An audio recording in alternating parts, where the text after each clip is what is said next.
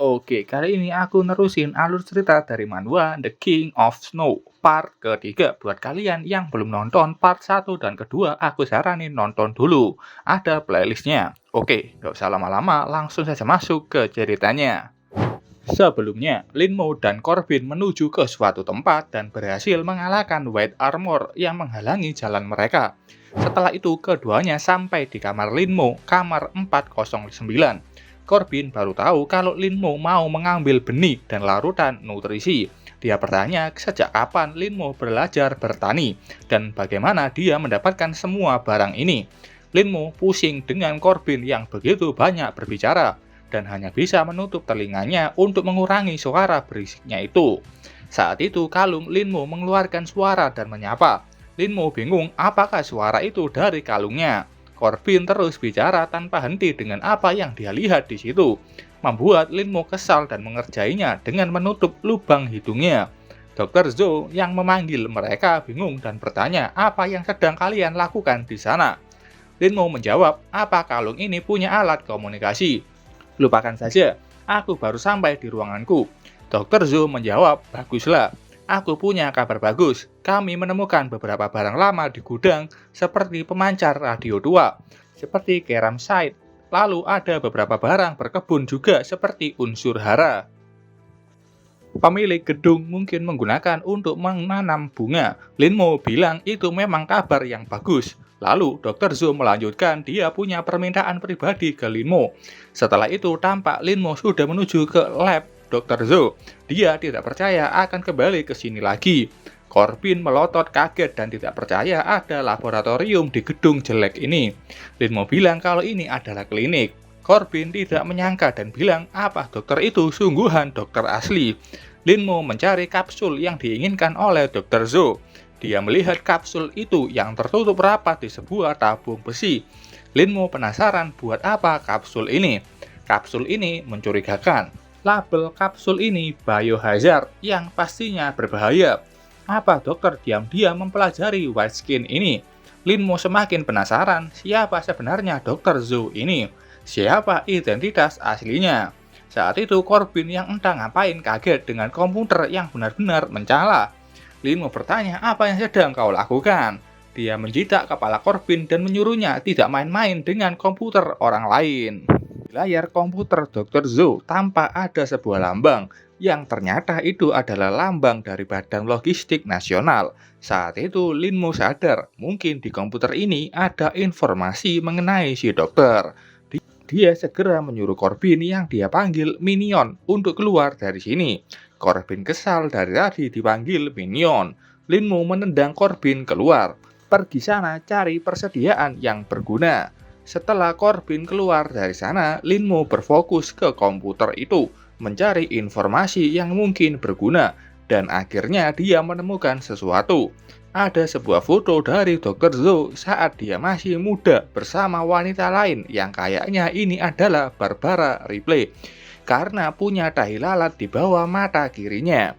Dia melihat ID-nya. Setelah melihat dengan jelas, Linmo akhirnya tahu Dr. Zhou merupakan menyembunyikan banyak hal darinya dan beberapa saat setelah itu terlihat di gudang. Linmo dan Corbin sudah kembali. Pak Zhou menyambut keduanya dan bertanya bagaimana hasilnya. Corbin bilang itu berjalan lancar. Dr. Zhou mengawasi mereka dari jauh. Linmo memperlihatkan apa yang dia dapat. Dia berhasil mengumpulkan beberapa benih yang tersisa di ruangan. Karena terbatasnya jumlah lantai yang bisa mereka jelajahi, sayangnya aku nggak menemukan apapun yang bisa langsung dimakan. Pak Zhou menenangkannya, itu bukan salahmu. Luo Dalong sudah mengirim orang untuk mencuri persediaan para penghuni sebelumnya. Linmo bilang, ayo kita tanam benih-benih ini sekarang juga. Pak Zhou dengan percaya diri ingin membantu karena dia juga sudah pernah bertani. Linmo menolaknya dengan halus. Pak Tua Zhou, kau itu masih terluka, kau istirahat saja. Dr. Zhou keluar, biarkan aku yang membantumu. Aku tahu sedikit tentang botani dan biokimia. Setidaknya itu bisa berguna. Benar kan? Linmo menjawabnya, iya. Corbin yang nggak tahu membaca suasana ingin membantu juga. Tapi Linmo langsung menyuruh Corbin untuk menjaga Maggie saja. Kau nggak boleh membantu. Corbin hanya bisa teriak tidak mau. Dan setelah itu, Linmo dan Dr. Zhou akhirnya bisa berbicara berduaan saja. Linmo mengeluarkan kapsulnya, "Al yang kau minta sebelumnya. Maksudmu ini?"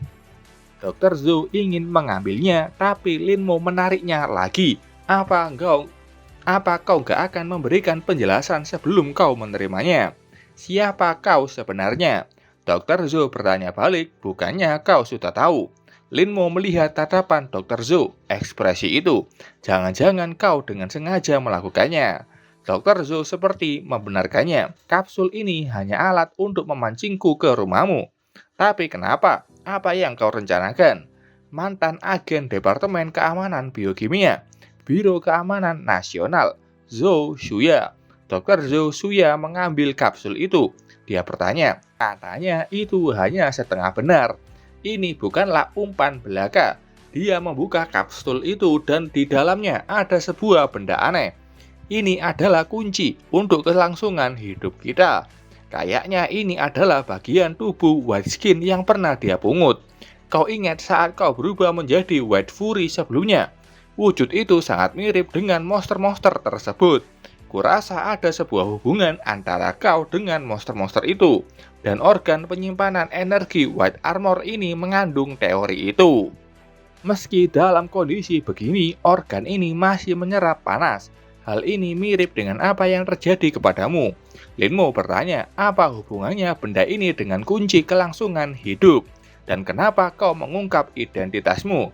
Dr. Zhou bilang gak usah khawatir subjek uji coba. Entah untuk makanan demi bertahan hidup atau untuk punya cadangan energi yang cukup untuk mengurus monster yang ada di luar, kita perlu menyelesaikan masalah bertani dalam waktu singkat. Kalau aku tidak salah, saat kau membuat tangki hidroponik, kau berencana menggunakan kondisi red limit untuk mempercepat pertumbuhan tanaman, bukan? Dengan kata lain, kunci dari segalanya adalah apakah kau bisa masuk ke kondisi red limit tersebut. Jangankan memasuki red limit, kau sekarang bahkan tidak punya energi untuk bertarung. Meski Linmo bisa menyerap panas dari sekitarnya, Linmo tetap nggak bisa masuk ke kondisi red limit. Itu karena organ penyimpanan energi Linmo tidak cukup efisien untuk membuatnya masuk ke kondisi red limit dengan bebas. Karena itu, kalau kau bisa menambahkan organ ini, bukankah ini akan membuat penyerapanmu lebih efisien dan membuatmu bisa masuk kondisi red limit dengan lebih mudah? Linmo bingung, bentar benar. Ini agak rumit, aku perlu memikirkannya. Dr. Zhou menekan kapsul itu. Intinya, untuk bertahan hidup, aku harus memasukkan organ ini dalam tubuhmu. Linmo masih ragu. Dia bertanya apakah nggak ada reaksi penolakan nantinya. Saat itu ada Black Fury dari tubuh Linmo yang mulai menyebar ke tabung itu. Dan Black Fury semakin membesar seakan ingin menyerap semua hal di depan sana. Membuat Linmo panik dan bingung apa yang terjadi. Kenapa ini bisa terjadi? Black Fury seperti menginginkan gumpalan daging White Armor itu. Karena tabung itu semakin pecah, Dr. Zhou bilang sepertinya tubuhmu sudah tidak bisa menunggu. Isi tabung itu sudah kosong dan terlihat dari punggung Linmo muncul sosok Black Fury yang membentuk tubuh humanoid. Dr. Zhou bingung, apakah ini parasit? Apakah ini sumber dari kekuatanmu? Setelah Black Fury masuk ke dalam tubuh Linmo, Dr. Zhou bingung lagi bagaimana bisa memasukkan massa sebesar itu ke dalam tubuhnya. Setelah itu Linmo merasakan sepertinya sudah waktunya untuk menanam. Tampak Linmo sudah membangun pot hidroponik.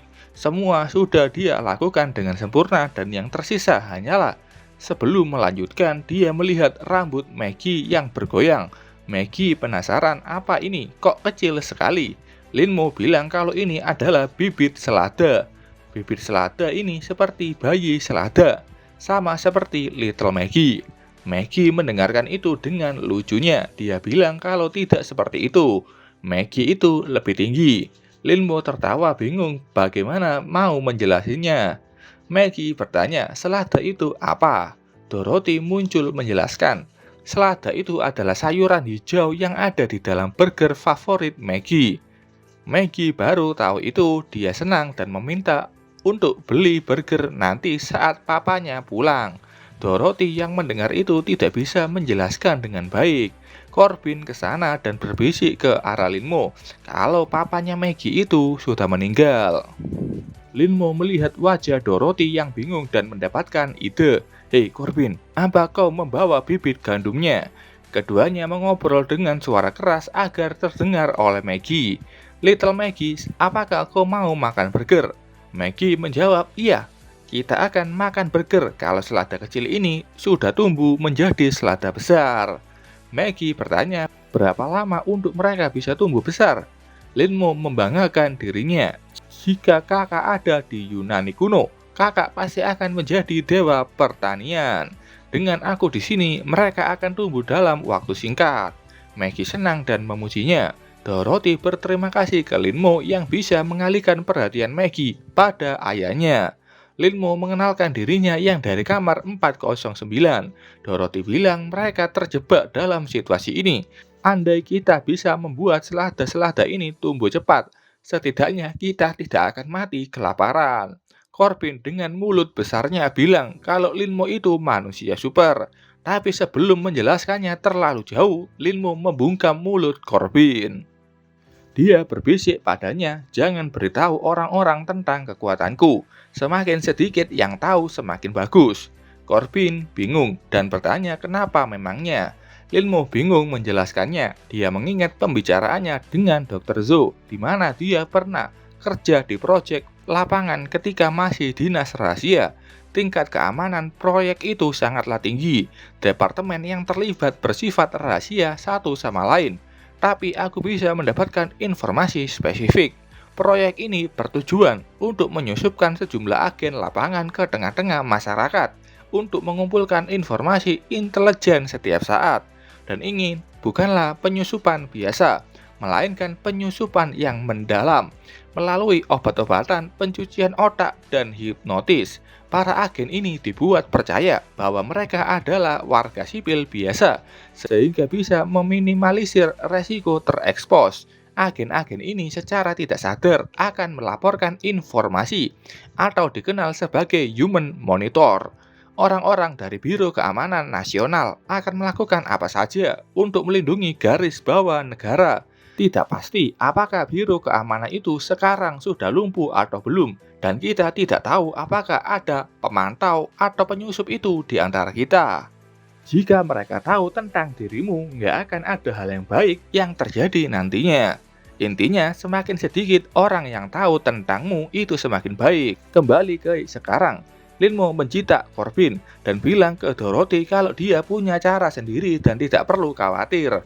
Corbin menenangkan Dorothy dan mengajaknya pergi dari sana, meninggalkan Linmo dengan hidroponiknya. Sepertinya aku sudah sendirian. Baiklah, ayo kita lakukan. Linmo memasuki mode red limit. Dengan kekuatan merahnya, dia menumbuhkan selada itu dengan cepat. Tapi yang enggak dia tahu ada sesuatu yang seperti merekamnya dari bawah, dan tampak itu sudah dikirimkan ke pusat Biro Keamanan Nasional. Sementara itu di luar angkasa ada pesawat atau satelit yang mengudara di sekitar bumi. Suara di satelit itu bertanya apa perangkat komunikasi sudah dipulihkan. Dari percakapan ini kayaknya peneliti di bumi ingin menghubungkan sistem ke satelit dan ingin melihat apa yang bisa ditemukan dari langit. Mereka akhirnya melihat bagaimana bumi yang membeku dan ingin mengumpulkan intel dari daratan dan mencari beberapa perlengkapan. Ada 3 drone yang tersedia dan 3 drone itu sudah aktif dan terbang ke segala penjuru. Karena temperatur yang rendah, baterai drone tidak bisa bertahan lama. Dan mereka ingin mengumpulkan sebanyak intel sebelum drone itu mati. Dan ini mulai mencari apapun yang menarik perhatian dan sampailah ke sebuah jalan di mana jalan itu tertutup white skin dan mereka kaget dengan pemandangan aneh itu. Apalagi saat itu satu drone seperti menabrak sesuatu dan hancur.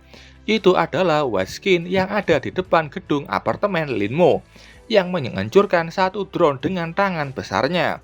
Dia berusaha untuk menghancurkan 2 lainnya tapi tidak kena. 2 drone itu selamat. Getaran besar itu sampai terasa di dalam gedung. Linmo yang ingin menumbuhkan salada harus terhenti karena merasakan gempa itu yang dia yakini bukanlah gempa bumi alami. Dia bertanya ke Dr. Zhou apa yang terjadi. Dr. Zhou menyuruh Linmo melihat keluar. Sepertinya kita sudah kehabisan waktu. Linmo kaget, yang ada di depannya ada sebuah mata besar yang menutupi langit. Watskin yang terlihat hamil itu ternyata untuk melahirkan makhluk ini. Bentuknya humanoid dan kepalanya saja yang unik. Makhluk ini bisa bicara. Di mana dia? Kepala. Di mana kepalaku? Tampak Momo di dalam tubuh Linmo merespon suara dari makhluk itu. Watskin ini mengangkat tangannya dan seperti petir mulai keluar dari tangannya. Di dalam gedung, Corbin dan Dorothy mencari di mana Linmo, dan setelah menemukannya dia bertanya apa yang baru saja terjadi.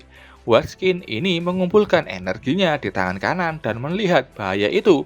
Linmo segera berteriak menyuruh mereka semua untuk mundur dan menunduk. Kibasan tangan Watskin itu dengan mudah mengempaskan apapun yang ada di depannya. Linmo membuka matanya dan melihat batu-batu yang hancur itu melayang. Bukannya langsung hancur, itu nyaris saja. Dia bertanya ke Dr. Zhou apakah dia baik-baik saja. Aku baik-baik saja, tapi kau, subjek uji coba, jantungmu berdetak sangat cepat. Dia merasakan itu dengan buah dadanya yang menempel erat di dada Linmo. Linmo malu dan segera menjauh. Dia senang Dr. Zhou baik-baik saja, tapi sekarang bukan waktunya untuk santai-santai.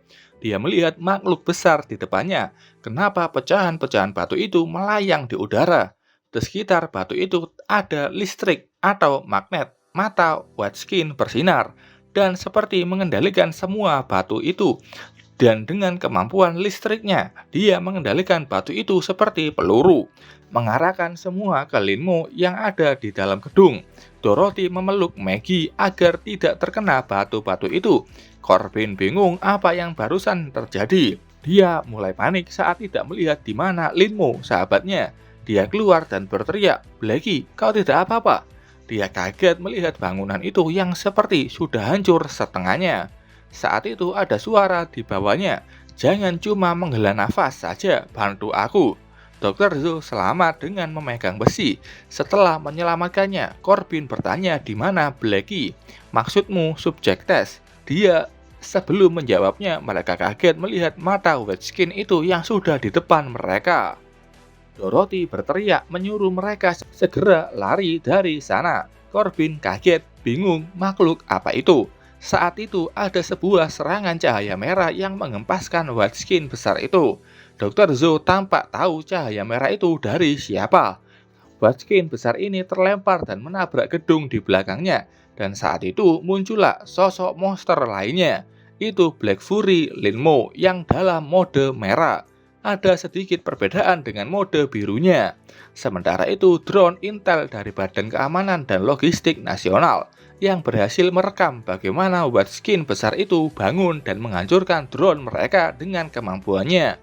Sinyal itu adalah sinyal terakhir mereka tangkap setelah drone terakhir dihancurkan. Terlihat di sebuah ruangan ada sekelompok orang yang mengamati itu. Satu orang bertanya, "Sekarang gimana, Pak?" "Belum lama sejak jaringan komunikasi pulih. Akan butuh beberapa waktu lagi bagi bunker untuk terhubung." Rekan wanitanya bilang, "Bunker hanya perlu menunggu secara perlahan. Kami yang ada di lapangan punya banyak hal yang harus dipikirkan." Rekan lainnya menyarankan untuk mempersiapkan diri untuk mengintai. Mungkin bisa menemukan para penyintas. Saran itu ditolak. Situasi di luar masih tidak jelas. Lebih baik menunggu dan melihat apa yang terjadi. Mereka bicara di dalam sebuah mobil lapis baja. Kembali ke Linmo yang sebelumnya memasuki mode Black Fury Red Limit. Bentuk armornya berubah dan ada bara api yang keluar dari tubuhnya. Dia menjuluki itu Reborn Embers atau bara api yang menyala kembali. "BTW, aku akan panggil Watskin besar ini sebagai Mother." Lanjut, Mother sudah melepaskan batu-batu besar itu ke Linmo. Linmo bersiap-siap dengan mengambil ancang-ancang berlari. Dan setelah batu itu mendekat, dia berlari ke depan dengan kecepatannya. Dia menghancurkan batu itu dan mencoba mendekati Mother. Bara api memang tidak membakar dengan panas. Bara api membakar perlahan seperti percikan api yang abadi. Melihat lawannya mendekat, Mother mulai mengumpulkan batu-batu besar lagi dan disatukan menjadi bola batu ukuran besar. Dan Mother mengarahkan batu besar itu ke Linmo. Linmo berhadapan dengan batu itu. Bara api tidak kehabisan percikan api, melainkan awal dari kobaran api di padang rumput. Narasi Linmo untuk kemampuan bara apinya. Dia melapisi tangannya dengan bara api itu dan meninju batu besar yang dilemparkan Mother. Dan Linmo tampak berhasil menghancurkan batu besar itu hingga berkeping-keping. Dan akibatnya batu-batu yang hancur terlempar ke bangunan di sekitarnya. Ada juga yang mengarah ke Mother yang hanya bisa bertahan dari itu. Dorothy bertanya benda merah apa itu. Corbin ingin memberitahunya, tapi Dr. Zo menyuruhnya untuk tetap diam. Pak Joe yang melihat itu bertanya apakah itu malaikat. Dia mengalahkan monster itu dan seperti malaikat yang dikirim oleh dewa. Kenapa kok disebut malaikat? Karena sekarang Linmo punya sayap merah yang membuatnya bisa terbang. Tapi Pak Joe bilang kalau wajah mengerikannya itu terlihat sekilas seperti iblis. Linmo sudah turun. Tipe sayap Linmo seperti iblis kelelawar, bukan sayap malaikat. Linmo yang melihat efek serangannya bertanya, bukankah ini terlalu berlebihan? Kehancurannya terlalu besar untuk sebuah serangan biasa. Momo keluar, bukankah itu bagus? Kau adalah satu-satunya orang yang bisa menangani kekuatan semacam ini. Linmo kaget saat Momo keluar. Linmo menoleh melihatnya. Akhirnya kau keluar juga, serangga. Linmo masih menganggap Momo parasit atau serangga yang menempel di tubuhnya. Momo tersenyum. Apa ada yang ingin kau tanyakan padaku? Linmo bilang, ada banyak. Keduanya bicara di dalam alam bawah sadarnya. Momo bilang, berkat Dr. Zo yang memberikan Linmo sebuah core. Suasana hatinya sedang bagus. Jadi kalau kau ingin menanyakan sesuatu, tanyakan saja. Linmo mulai bertanya, beritahu aku apa sebenarnya White Armor itu. Dan Momo menyuruh Linmo untuk diam. Ayo lakukan satu persatu. White Armor atau Empty Cell akan lebih akurat. Seperti namanya Empty Cell atau cangkang kosong. Sebuah tubuh tanpa jiwa yang secara tidak sadar terikat oleh obsesi kehidupan masa lalunya. Seperti dirimu, atau lebih tepatnya, dirimu yang sebenarnya itu sudah mati. Oke, mungkin di sini cukup rumit. Momo mengingatkan apa yang dikatakan sebelumnya. Waktu tidak berkelanjutan baginya. Itu sebabnya ketika kau atau Linmo mati, Momo bisa meninggalkan garis waktu itu dan pergi ke garis waktu lainnya. Dan dalam proses ini, jiwa atau kesadaran Linmo akan mengikuti Momo dan meninggalkan dirinya, Linmo yang asli. Dan Linmo yang sudah mati itu akan berubah menjadi Empty Cell. Dan mungkin Empty Cell Linmo sedang melakukan pembunuhan di sana, entah di mana. Linmo yang punya otak yang bagus mulai menyimpulkan, jadi aku berada di paralel universe. Momo senang, kau punya pemahaman yang cepat. Intinya Linmo ini pindah universe. Karena Momo yang menyatu dengan tubuhnya dan jiwanya akan mengikuti Momo kalau dia sudah mati. Secara teknis, Linmo telah menjelajahi waktu, bukan terlahir kembali. Kalau begitu, apakah setiap White Armor yang ada di dunia ini semuanya berhubungan dengan makhluk supranatural penjelajah waktu seperti Momo? Molder yang sebelumnya dikalahkan keluar dari tubuh lamanya dan menampilkan wujudnya yang baru, yang terlihat lebih ramping dan modern. Sementara itu di lab biokimia, Biro Keamanan dan Logistik Nasional, terlihat Barbara dan Xiao Luo. Dia bertanya apa yang kedua timnya itu sedang cari. Barbara bertanya, bukannya petugas lapangan yang berubah menjadi monster itu membawa sesuatu kembali. Kita harus melihat apa yang dibawanya. Xiao Luo bilang ini adalah bukti tingkat tinggi. Apakah Mr. Chaotic tidak akan marah? Barbara tidak peduli dan menyiapkan gunting untuk melepas segelnya. Setelah dibuka terlihat kalau itu adalah tabung berisi kepala. Kayaknya ini adalah kepala orang yang dilihat Linmo waktu dia terserap ke Blood Nest. Monder yang di luar sana bicara, kepala, di mana kepalaku? Ya, dari awal dia tidak ada kepalanya dan mencari kepalanya. Dan mungkin inilah kepalanya. Teriakan Monder membuat Linmo berusaha untuk tidak terdorong saking kerasnya. Linmo bingung ada apa dengannya. Apakah dia abadi? Momo bilang anak ini cukup spesial. Kenapa kita tidak tanya saja dia? Linmo kesal, kenapa kau buang-buang waktu dengan komentar sarkastikmu itu? Aku tahu dia adalah spesiesmu, tapi kau tidak perlu. Momo mengoreksi kata-kata Linmo, bukan spesies. Mereka semua adalah aku. Waktu itu nggak linier. Kalau saja kau membaca banyak buku, kau tidak akan buat kesalahan konyol seperti itu. Linmo tambah kesal, bukan waktunya untuk mengoreksiku. Dan kenapa kau marah-marah karena hal itu? Aku juga kurang baca buku BTW, jadi aku agak bingung sama Momo di sini. Saat itu Mother sudah ada tepat di depan mata Linmo. Linmo hanya berkata kasar, dia cepat sekali. Mother yang sudah menyiapkan serangannya membuat Linmo mundur untuk menghindarinya. Tapi dia masih percaya dengan kecepatannya yang lebih cepat. Pukulan Mother ke tanah menghancurkan tanah itu dan membuat batu-batu di sana berterbangan. Dan dia mengendalikan semua itu. Linmo panik, apa yang terjadi? Tubuhnya seperti terseret ke arah Mother. Apakah ini gaya tarik? Batu dan Linmo tertarik ke arah Mother dan leher Linmo sampai tepat di tangan Mother. Setelah itu Linmo merasakan kalau Mother sedang menyerap energi panasnya. Linmo panik, apa mereka punya asal-usul yang sama? Momo bilang ke Linmo kalau itu akan menyulitkan kalau Linmo tersedot sampai kering. Linmo kesal, Momo datang-datang cuma ngomel mulu. Saat itu tiba-tiba saja muncul dua tangan biru dari belakang Linmo yang membuatnya kaget. Dua tangan itu berhasil melepaskan cekikan di leher Linmo dan mendorong Mother menjauh. Dan saat itu muncul white armor lain dari tubuh Linmo. Bentukannya mulai terlihat dengan topeng 4 mata dan rambut abu-abu panjang. Melihat kondisimu yang menyedihkan, sepertinya aku harus bertindak juga.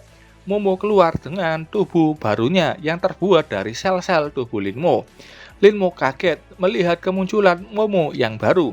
Dia dapat mengenali itu adalah Momo yang dia kenal, tapi wujudnya berbeda. Ada apa? Apa kau pikir aku hanya akan diam saja di dalam tubuhmu dan tidak melakukan apa-apa? Linmo hanya menatapnya dengan heran. Setelah kau mendapatkan core kedua itu, aku mendapatkan kemampuan untuk membuat dan membentuk tubuh lain. Core ini dari Dr. Zhou sebelumnya. Mother kembali maju menyerang lawannya. Momo bersiap. Dia bilang melakukan ini akan menghancurkan keseimbangan energi yang mereka punya sebelumnya. Dia menahan serangan dari Mother dengan kakinya. Itu kenapa aku tidak boleh buang-buang waktu. Mother memunculkan sebuah skill gravitasi di kakinya. Linmo melihat itu dan bilang kalau itu adalah skill gravitasinya lagi. Nggak perlu gelisah jika kita nggak bisa membebaskan diri dari gaya tarik gravitasinya. Momo menyentuh dada Linmo. Kita bisa menyalakannya saja. Linmo bingung apa maksudnya. Momo tampak mengambil sebuah bola biru dari tubuh Linmo. Mother sudah menggunakan trik gravitasinya. Dan kali ini tarikannya lebih kuat. Momo tampak seperti tertarik ke arahnya. Mother menunggunya dengan tangan terbuka. Tapi saat itu muncul sebuah pedang di tangan Momo. Mother kaget melihat itu dan hanya bisa menahan tebasan cepat dari Momo dengan tangan kirinya. Tebasan itu menghancurkan armor di tangan kirinya dan terlihat ada sebuah tulisan di bahu kirinya, 13 atau 13. Dan di suatu tempat ada orang yang melihat dengan teropong. Aku menemukan 13. Dia bersama orang lain yang senang dan bertanya apa letaknya di dekat sini. Perempuan ini menjawab letaknya tidak begitu jauh. Tapi mempertimbangkan situasi kita saat ini, mengambilnya kembali tidaklah ideal. Karena aku menemukan seseorang yang menarik. Momo bilang, perhatikan, ini adalah kekuatan sebenarnya dari Black Fury. Gaya bertarung tangan kosongmu itu tidak berguna. Linmo baru tahu kalau mode Black Fury punya fungsi kayak gitu. Tapi, Mother seperti melakukan sesuatu yang sama juga. Dia membentuk senjata dari tangan kirinya yang seperti tombak dengan ujungnya yang seperti jangkar. Sementara itu, di suatu gedung, di mana kelompok misterius sebelumnya menunggu, pria bertopi ini kagum. Dia tidak menyangka si 13 itu yang merupakan Holy Mother dipaksa jatuh ke dalam kondisi seperti itu. Awalnya dia ingin memanfaatkan kekacauan untuk menyelinapkan 13 ke dalam cangkang biasa, lalu menggunakan kepalanya untuk melacak bunker Biro Logistik Nasional. Tapi aku tidak pernah menyangka akan mendapatkan panen yang tak terduga seperti ini. Kalau dilihat dari matanya, dia mirip seperti Linmo. Entah kerasukan makhluk seperti apa, karena warnanya kuning. Rekannya bertanya, apa aku harus ikut campur? Aku lebih suka nggak hanya duduk di sini dan menunggu.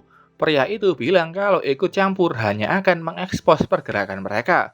Dia memanggil wanita itu Irina. Dia sebagai seorang anggota Prophetic Association harus belajar bersabar. Jaringan intelijen Biro Logistik Nasional nggak akan berhenti berfungsi hanya karena adanya pengungkapan ini. Kita harus melangkah dengan hati-hati. Irina juga punya tanda-tanda manusia super dengan mata kirinya yang berwarna hijau. Dia menurut dan memanggil pria itu Priest Cross atau Pendeta Cross karena kita adalah pewaris Holy Spirit yang terpilih. Benar kan? Saat itu ada wanita lain yang memeluk Irina dari belakang. Dia bilang gak perlu serius seperti itu, pendeta. Dia memanggil Irina Little Irene. Dada besarnya menempel ke punggung Irina, membuat wajahnya merona. Perempuan itu bilang walau Little Irene anggota asosiasi prophet, dia juga seorang anak kecil. Untuk merawat anak kecil membutuhkan kesabaran. Dia juga manusia super. Mata kanannya berwarna ungu. Namanya Han Jinyu. Irina kesal padanya karena tangannya menyentuh itunya. Pendeta Cross bilang, kau terlambat. Jinyu bilang berurusan dengan serangga-serangga yang mengikuti mereka. Pendeta Cross memakai topinya karena semuanya sudah ada di sini. Kalau begitu, mari kita saksikan pertunjukan di kejauhan itu dan plot yang akan segera terungkap. Kembali ke pertarungan Linmo melawan Mother. Mother dengan senjata yang seperti jangkar es mulai menyerang dan menghasilkan gelombang kejut dengan gaya tarik yang begitu kuat. Linmo dan Momo yang melihat itu mulai melawan. Momo bergerak maju dan mengajak Linmo juga. Linmo berpikir beberapa saat yang lalu dia menggunakan gaya tarik untuk mendaratkan serangan yang kuat. Dan sekarang dia menggunakan taktik yang sama lagi. Linmo bingung, dia berteriak ke Momo untuk berhenti. Itu tipuan saja. Momo yang sudah terbang di depan Mother kaget dengan yang terjadi.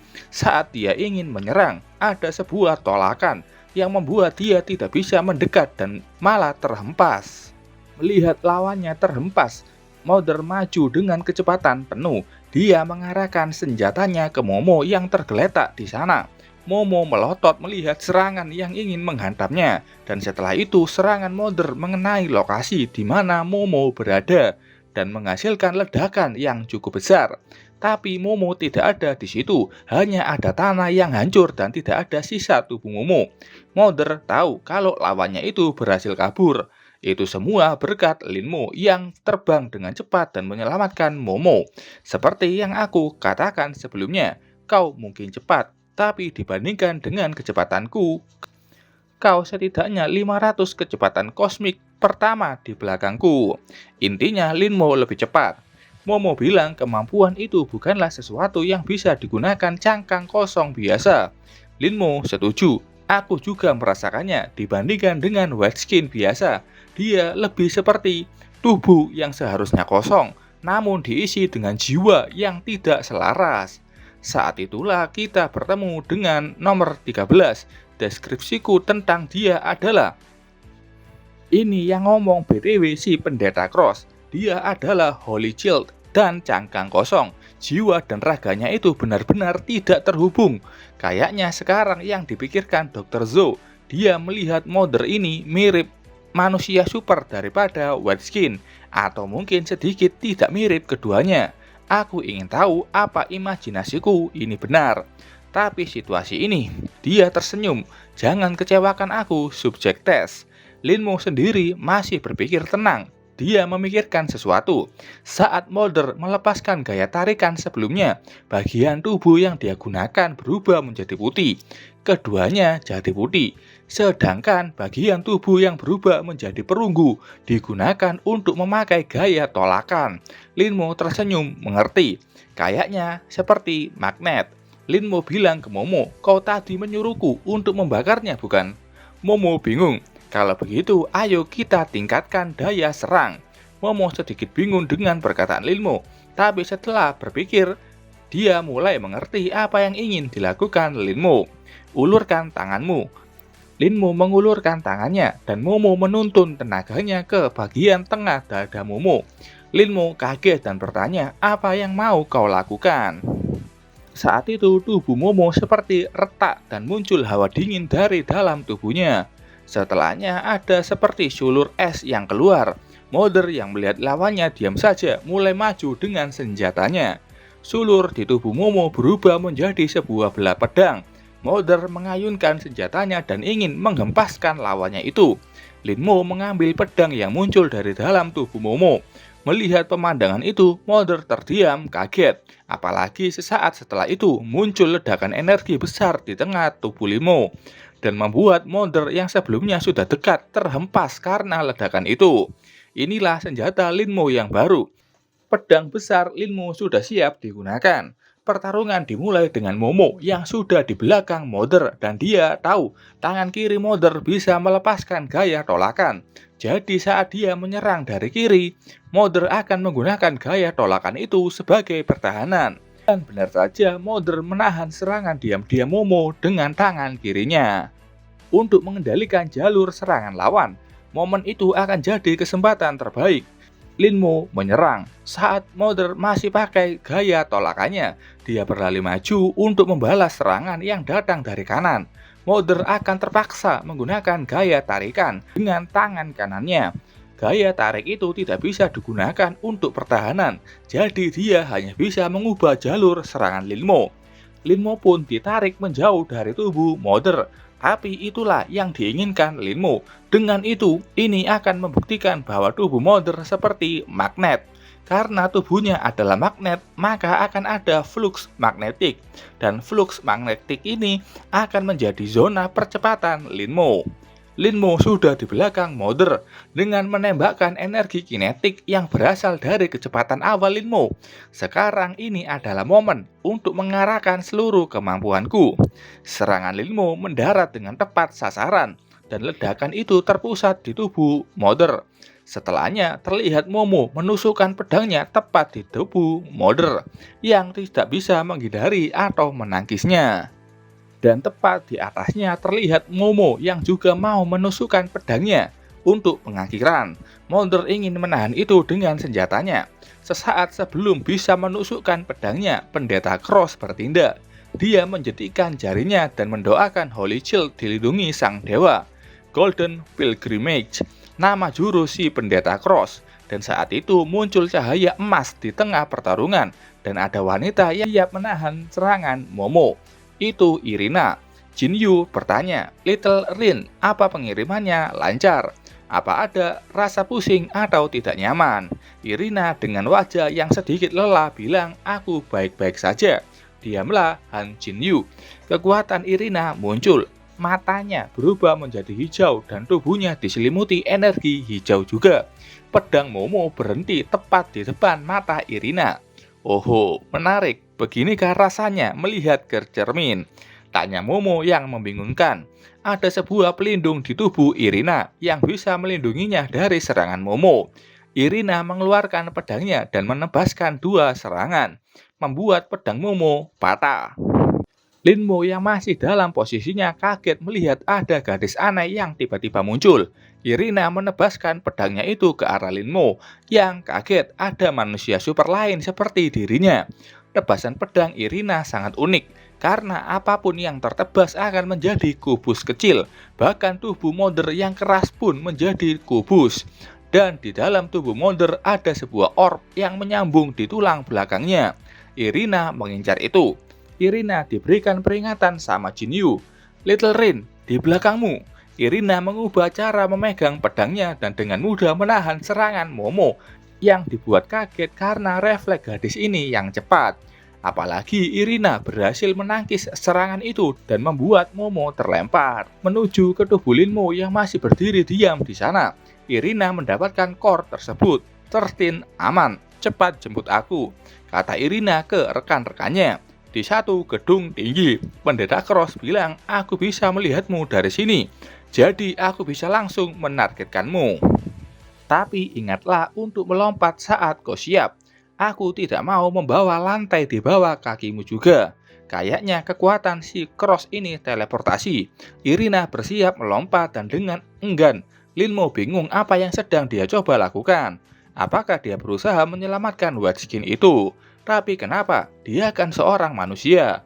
Irina sesuai perkataan Cross, dia melompat tinggi ke langit dan setelah itu cahaya teleportasi Pendeta Cross muncul di tubuh Irina dan Pendeta Cross menyuruh Jin Yu untuk menangkap dia dengan baik. Jentikan jarinya, Irina sudah berpindah tempat ke sana. Jin Yu menangkap Little Rin seperti Tuan Putri. Selamat datang kembali Little Rin. Irina kaget saat Jin Yu memeluknya dengan erat di melonnya. Jin Yu bilang, jangan khawatir, Little Rin, 13 itu akan baik-baik saja. Irina kesal pada Cross dan menuduhnya sengaja mengarahkannya ke Jin Yu. Cross tersenyum, juga tidak mau pantatmu bersentuhan dengan lantai bukan? Bagaimanapun, kemampuanku ada batasnya. Irina menyuruh diam dengan core milik 13 yang dilemparkan ke wajah Pendeta Cross. Dalam hati Cross senang, mereka sudah mendapatkan kembali 13. Tapi akan butuh waktu lama untuk mengerami tubuh barunya, dan dia nggak menyangka 13 akan dikalahkan. Irina masih kesal dan mencoba melepaskan diri dari pelukan Jin Yu. Di dalam core itu ada White Skin kecil. 13, tenang dan tidurlah untuk saat ini. Pantas saja disebut Holy Child, kayaknya juga masih bayi ini monster. Cross melanjutkan. Chairman atau pemimpin dari Prophetic Association bilang sebelumnya, mereka harus bergerak dengan hati-hati. Kalau bukan karena ketidakmampuan Cross untuk menentang Chairman, aku sangat ingin melakukan pertukaran yang baik dengan kedua orang itu. Linmo dan Momo yang masih di sana sadar kalau mereka sudah kabur dari sana. Dan ya, setelah itu masalah di gedung begitu sudah selesai. Di dalam gedung, Pak Jo bertanya bagaimana situasinya. Dr. Zul bilang sepertinya sudah berakhir. Corbin kesal, di mana monster itu? Apakah kita sudah aman?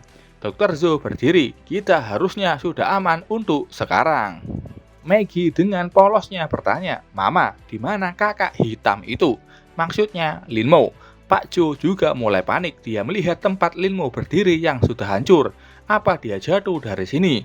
Tapi saat itu Linmo datang. Apa yang kalian semua cari di bawah sana? Dengan akting kelelahannya, hari ini aku menyadari kau benar-benar membutuhkan lift untuk sampai ke lantai 6. Setelah kejadian itu, Pak Jo bertanya, jadi Linmo, kau terjatuh dan kepalamu hanya terbentur. Itu benar-benar anugerah dewa. Linmo sedang diperiksa sama Dr. Zhou yang menyuruhnya menyingkirkan tangan dari kepalanya agar bisa dia periksa dengan jelas. Linmo dengan berbisik ke Dr. Zhou bilang kalau dia baik-baik saja. Apa itu diperlukan? Kau tahu kan, aku baik-baik saja. Kau nggak akan rugi apapun saat aku memeriksa kepalamu. Dr. Zhou juga berbisik, meski kita berpura-pura, tapi harus membuatnya terlihat nyata. Apa kau lupa apa yang kukatakan sebelumnya? Pak Jo di samping mereka bersyukur, semua orang baik-baik saja. Tapi dia tahu gelombang kejut ini mematahkan pipa-pipa di luar dan alat pemanas sudah tidak berfungsi di lantai ini. Dia mendesah pelan. Setelah satu rangkaian kejadian besar, kita kembali ke titik awal lagi. Linmo mencoba membuat Pak Jo untuk tidak terlalu sedih. Sebenarnya situasi sekarang tidak seburuk yang kau pikirkan. Saat aku naik ke sini, aku menyadari sarang darah sebelumnya sudah tidak ada. Yang berarti kita sekarang bisa pergi ke lantai bawah untuk mengeceknya. BTW, kita mungkin satu-satunya yang masih hidup di dalam gedung ini. Tapi sekarang bukan waktunya bersedih. Kita mungkin bisa menemukan persediaan yang ditinggalkan penghuni yang sudah meninggal. Bahkan untuk persediaan yang kurang berguna, Kita harusnya bisa menggunakannya untuk membuat penghalang angin atau hujan. Pak Jo, jangan terlalu khawatir. Aku akan memberitahu semua orang supaya bersiap-siap untuk pindah. Pak Jo kelihatan aneh saat ponselnya bergetar, dan itu adalah panggilan dari Badan Keamanan dan Logistik Nasional. Pak Jo kesal, mereka ini benar-benar tahu cara memilih waktu. Sementara itu di suatu tempat, di mana ada satu truk lapis baja yang terparkir dan ada pemuda yang mengetuk di belakang truk itu. Dia menyapa 3 orang di dalamnya. Kapten White, Sersan Rhodes, dan Kopral Lee. Aku adalah agen rahasia Departemen Lapangan Biro Logistik Nasional. Zion White datang ke sini di bawah perintah Bunker. Aku akan membutuhkan bantuan kalian. Dia memperlihatkan gadgetnya. Perintahnya untuk menangkap Zero, manusia super Linmo. Kembali ke gedung Linmo dan yang lain. Corbin bertanya, jadi maksudmu makhluk-makhluk yang ada di bawah itu sudah tidak ada? Maggie senang, bukankah itu artinya kita aman sekarang? Dr. Zhou menjawab, kita nggak aman sepenuhnya. Lagi pula, situasi di luar sana masihlah sangat buruk. Selain itu, pemanasnya rusak. Sambil menunjuk ke atas di mana pemanas itu berada. Linmo bilang, karena itu kita harus memanfaatkan kesempatan ini. Pindah markas adalah pilihan terbaik. Bagaimanapun, kemungkinan kita adalah satu-satunya orang yang tersisa di dalam gedung ini. Jadi kita bisa menggunakan ruangan mana saja di lantai bawah. Dan sistem pemanas sentral masih berfungsi. Dr. Zhou menanggapi itu. Itu tidak cukup. Apa yang kita lawan bukan hanya hawa dingin, kita juga memerlukan suatu struktur pertahanan. Linmo membenarkannya, dan akan bagus kalau kita juga punya itu. Ah, iya Pak Jo, harusnya ada senjata untuk pertahanan diri di ruang security bukan? Pak Jo yang masih panik dengan panggilan barusan menjawab dengan kaget, kurasa begitu. Bukan hanya senjata untuk bertahan diri, karena keamanan publik yang buruk di Brooklyn. Sebelum bencana, mereka meningkatkan peralatan. Kami juga punya beberapa barikade dan jaring kawat. Jika kita menggunakan semuanya, kita harusnya bisa menutupi seluruh gedung ini. Tapi aku tidak yakin apakah itu akan berguna terhadap monster-monster itu. Corbin muncul dan bilang kalau dia punya ide. Aku mengetahui ini tanpa senjata.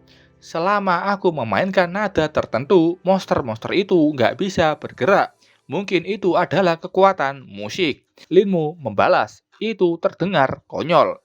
Pak Jo juga setuju. Corbin kaget, keduanya tidak percaya kepada idenya.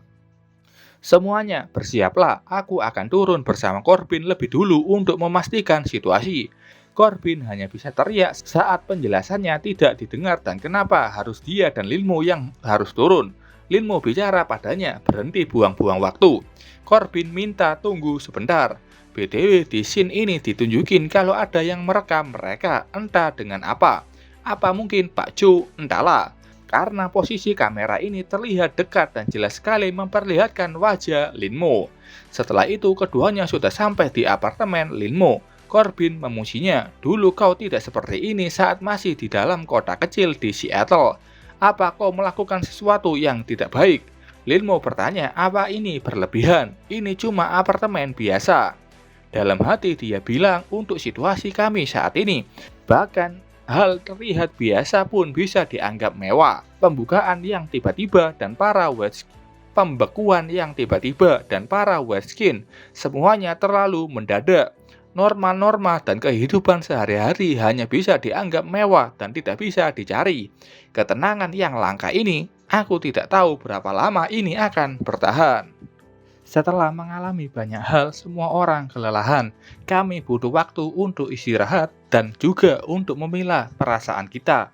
Terlihat Dr. Zhou yang sedang mandi dengan air segar dan melihat tanda pengenalnya dulu saat masih bekerja di Badan Keamanan Logistik Nasional. Nama lengkapnya Sonya Zhou. Aku akan tetap panggil dia Dr. Zhou. Entah ini nama samaran kayaknya. Lanjut, tak peduli sesedih atau seputus asa apapun, selalu ada alasan untuk tidak menyerah. Meskipun tubuh dan pikiran kita sudah dipenuhi dengan luka, kita harus bertahan hidup dengan tidak bermoral. Masa lalu Pak Jo begitu aneh. Linmo tahu ada beberapa hal yang harus dijelaskan dengan jelas. Linmo mulai bicara ke Corbin. Kenapa Linmo yang kau kenal tidak mengenalimu? Bagaimana bisa teman baik yang sudah lama tidak kau temui menjadi manusia super? Kau pasti punya keraguan, bukan? Corbin membenarkan itu. Oke, dengarkan aku. Orang yang sedang berdiri di depanmu ini adalah seseorang yang seharusnya sudah mati.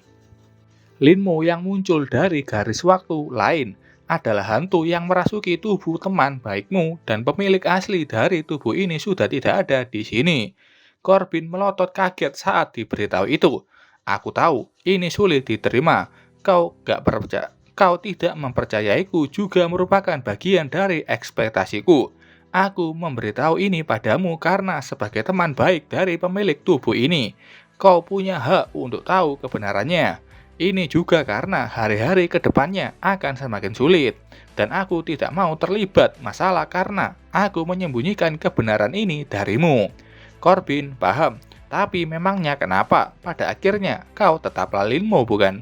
Jika Linmo itu yang mati dan menyeberang lalu merebut tubuh orang lain, dia mungkin akan bersikap sepertimu sekarang, memasang wajah masam dan mengucapkan kata-kata yang menurutnya keren. Jadi pada dasarnya, kau hanyalah Linmo yang gak punya teman baik selama masa kecilnya. Benar bukan? Tanyanya ceria. Linmo kaget dengan sifat Corbin ini. Sekarang mari kita saling mengenal satu sama lain. Aku Kotor Corbin, teman baiknya Linmo. Linmo mulai lega dan membalas tangan Corbin. Aku, Linmo, senang berkenalan denganmu juga. Sementara itu, di pihak agen Badan Logistik dan Keamanan Nasional yang tampak sedang menuju ke suatu tempat, Rhodes bertanya, kita ini hanyalah tim penyelamat. Kenapa para petinggi membuat kita ikut serta dalam urusan pekerjaan lapangan seperti itu? Kapten White diam melihat agen lapangan Zion White. Agen White, aku tahu kau terdesak oleh waktu, tapi agar tim penyelamat kami bisa membantumu, bukankah kita harus bertukar informasi dasar yang diperlukan? Agen Zion White bilang, nggak perlu basa-basi, aku tahu yang mau kau tanyakan. Sebagai tim penyelamat, kau harusnya sudah merasakannya, gangguan layanan informasi berskala luas yang terjadi sebelumnya. Sebenarnya itu disebabkan oleh manusia, dan target yang coba kita tangkap juga adalah target dari orang-orang itu. Akan makan waktu lama untuk menjelaskannya, dan kita hampir kehabisan waktu. Jadi kita akan membahas poin-poin utamanya saja. Sejak dunia tiba-tiba membeku, Biro Logistik Nasional menyelenggarakan konferensi manajemen keamanan nasional. Tapi sekitar waktu itu, sinyal komunikasi terputus dan ada kerumitan dengan prosedur konferensi ini.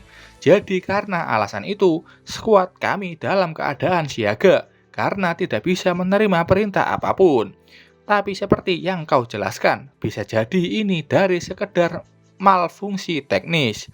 Bisa jadi monster-monster itu. Agen Zion White bilang bukan itu saja masalahnya. Walau monster-monster itu sangatlah kuat, mereka tidak punya pengetahuan untuk mengganggu jaringan komunikasi kita. Itu hanya bisa dilakukan oleh manusia. Kapten White mengingat itu. Dengan dunia yang beku dan monster-monster itu, komunikasi terputus, terlalu berlebihan kalau itu hanyalah kebetulan.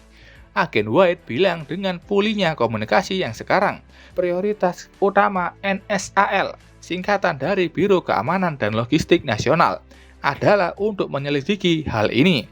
Dengan apa yang kita tahu sejauh ini, intelijen dan Departemen Biokimia menduga rangkaian peristiwa ini mungkin direncanakan dan dieksekusi oleh suatu organisasi tersembunyi.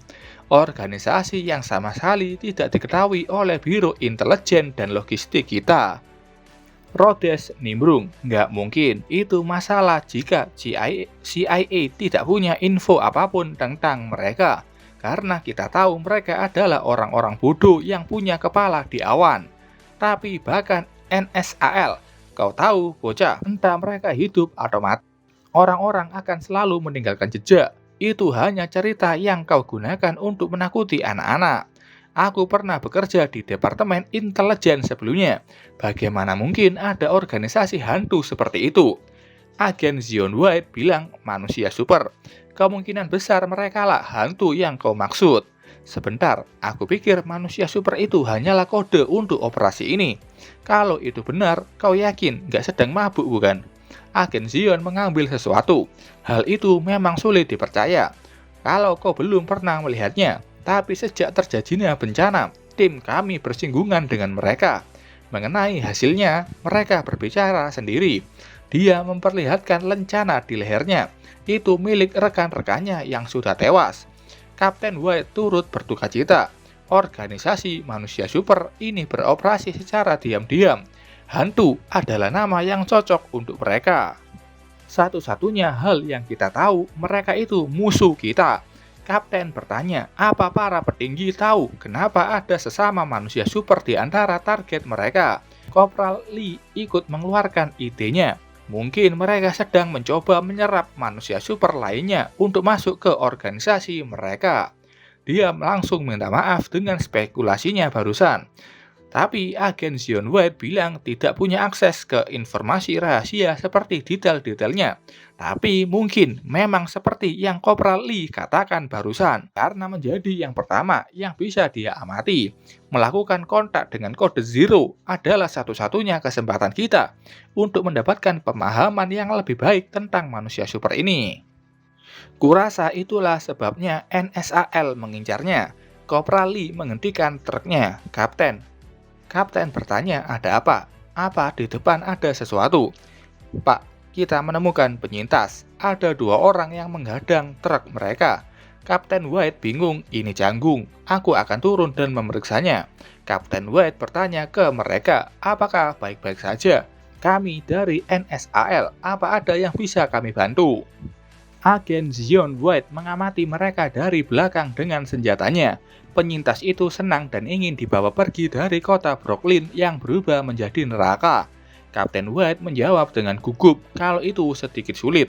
Sejatinya mereka ini adalah tim penyelamatan, tapi mereka punya misi darurat. Penyintas itu kaget dengan jawaban dari Kapten White, yang dalam hati tahu tidak bisa meninggalkan mereka begitu saja. Dia bilang punya sumber daya di dalam truk dan bisa memberikan mereka beberapa. Pria ini dengan wajah marah bertanya, sumber daya katamu? Iya, aku tahu keadaan di luar sana sangat sulit. Tapi, wanita ini tampak sudah mengeluarkan pisaunya. Kapten White juga sudah bersiap-siap dengan kondisi buruk yang akan terjadi. Dan gak lama setelah itu, 2 penyintas ini dan menghentikan pergerakannya. Ada 1 orang lagi yang siap menusuk tubuh Kapten White. Tapi mereka tidak tahu kalau ada agen Zion yang sudah siap menembak orang itu. Dengan kemampuan menembaknya yang luar biasa, dia mengenai kepala orang itu dengan tepat. Ada 1 orang lagi yang di atas gedung ingin melemparkan molotov. Mata agen Zion melihatnya dan sebelum orang ini bisa melemparkan molotov itu, agen Zion mengarahkan senjatanya ke sana dan menembak tepat di botol molotov itu dan menghancurkannya. Kapten White melawan. Dia menendang selangkangan 1 orang yang menahannya dan ingin menyerang 1 lagi. Agen Zion tidak mau menunggu, dia menembak kepala orang itu juga. Dan Kapten White berhasil lolos. Dia menembak wanita yang sebelumnya dan mengakhiri hidup wanita itu dengan peluru yang menembus kepalanya. Agen Zion menoleh ke belakang dan melihat ada 1 orang lain yang mencoba menyerang. Dia mengambil pistol saku celananya dan dengan cepat menembak 3 kali ke tubuh orang itu dan mengakhiri hidupnya dengan tembak di kepalanya juga. Setelah memastikan semua penyerang itu dikalahkan, mereka pun kembali masuk ke dalam truk. Kapten White menyuruh untuk berangkat. Kopral Lee memasang wajah aneh. Kapten bertanya, ada apa? Kopral Lee bilang baik-baik saja, tapi bukannya mereka itu penyintas. Di masa yang sulit, wajar jika ada orang yang melakukan tindakan nekat. Aku hanya berharap kode Zero belum menjadi gila. Kembali ke Linmo dan kawan-kawan. Corbin bilang sudah menaruh barang-barang itu di lemari. Linmo dan Pak Joe gak mendengarnya. Keduanya sedang merencanakan sesuatu. Kata Pak Joe, kita bisa menggunakan ini sebagai rumah kaca untuk menanam tanaman. Tampaknya mereka sudah mengambil banyak senjata dan menyiapkan markas baru. Linmo sudah memetakan rencananya. Mereka akan merombak sisi timur lantai 3 untuk rumah kaca dan menanam sayuran. Sedangkan sisi barat untuk tempat tinggal. Lantai 6 mengalami kerusakan yang parah dan berdampak pada lantai 4 dan lantai 5. Akan lebih baik jika berkumpul di lantai 3. Lantai 1 dan 2 akan berfungsi sebagai titik kumpul untuk jebakan. Sementara ruang CCTV di sini akan berfungsi sebagai markas besar atau pusat komando. Linmo berpikir ada yang masih kurang. Dia melihat Pak Joe yang membanggakan diri bisa menembakkan shotgun ini dengan satu tangan saat dia masih muda. Corbin tidak percaya dengan bualannya itu. Tidak percaya ya? Kau ingin aku mendemonstrasikannya di garasi? Corbin bilang, kenapa tidak? Linmo hanya bisa menengus dengan dua orang dewasa yang kekanak-kanakan itu. Saat itu Dr. Zhou menghubunginya. Datanglah ke sini. Linmo bertanya, ada apa? Kau akan tahu saat kau sampai di sini. Sampai di sana dia bertanya, ada apa? Dr. Zhou bertanya, dari pertarungan sebelumnya, kau bilang melihat orang lain yang mirip denganmu. Iya, dia mencuri core dari White Skin itu.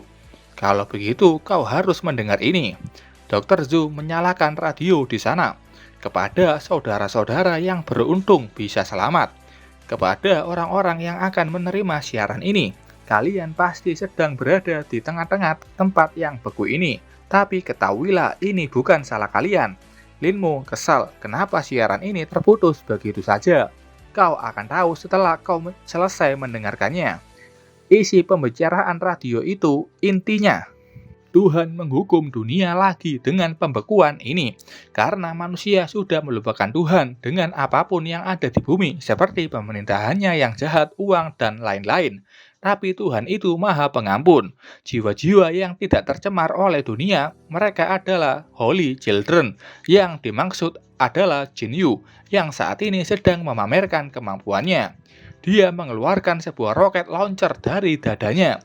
Radio itu menyebutkan mereka ini adalah profet. Roh-roh kudus yang turun. Tembakan Jin Yu dengan mudah mengalahkan White Skin. Energi ungu itu menghancurkan White Skin dengan mudah dan menyelamatkan domba-domba tersesat ini. Kami adalah Prophet Association, orang-orang kudus yang akan membawa harapan di akhir zaman ini dan menghakimi badan-badan pemerintahan yang jahat. NSAL yang mendengar itu kesal, omong kosong apa itu? Asosiasi Prophet juga ingin penyintas lain bergabung dan mereka akan dilindungi. Dr. Zhou bertanya, bagaimana menurutmu subjek tes? Linmo bertanya balik, bukankah itu hanya kultus anti pemerintah? Tapi cara mereka menyebut yang terpilih dan Holy Children itu seperti membicarakan manusia super. Dr. Zhou bilang ada kemungkinan jika itu memang masalahnya. Segalanya akan semakin serius. Ada sebuah mitos kalau pemerintahan itu dikendalikan organisasi rahasia seperti Fremont, Illuminati, dan lainnya. Mitos-mitos ini nggak muncul tanpa alasan. Faktanya ada organisasi bayangan yang berhasil menguasai hampir seluruh negara. Mereka adalah asosiasi Prophet. Mereka pertama dikenal sebagai kultus tidak jelas dan sederhana, tapi mereka dapat dukungan dari CIA dengan tujuan mempersenjatai mereka melawan urusan luar negeri. Banyak insiden luar negeri itu ulah mereka. CIA tidak pernah menyangka bahwa anjing mereka yang diikat dengan tali malah menggigit tuannya. Mereka menyusup ke pemerintahan dan bahkan Pentagon dipenuhi anggota mereka. Dan untuk mengurus anjing liar ini, pemerintah membentuk Departemen Rahasia, Badan Keamanan dan Logistik Nasional. Dr. Zhou menjelaskan itu kepada Linmo. Ini sejarah yang nggak banyak orang tahu dan mungkin sudah hilang di telan waktu. Semua hal yang dianggap sebagai Prophet Association telah terlahir kembali di dunia yang beku ini. Linmo bertanya, bukankah itu rahasia? Dan apakah itu sesuatu yang bisa diketahui oleh orang dari Departemen Biokimia sepertimu? Aku punya teman sepertimu, tapi temanku ini bekerja untuk intelijen pusat, seorang mantan agen sebenarnya. Kayaknya itu Rhodes yang bersin karena dibicarakan Dr. Zhou, aka Sonya Chow. Dari Intel Pusat, asosiasi Prophet ini bukan dibubarkan, tapi dimusnahkan sepenuhnya. Dengan kata lain, harusnya tidak mungkin ada seorang pun yang tersisa. Bagaimanapun, BKLN atau NSAL tidak sebodoh seperti CIA.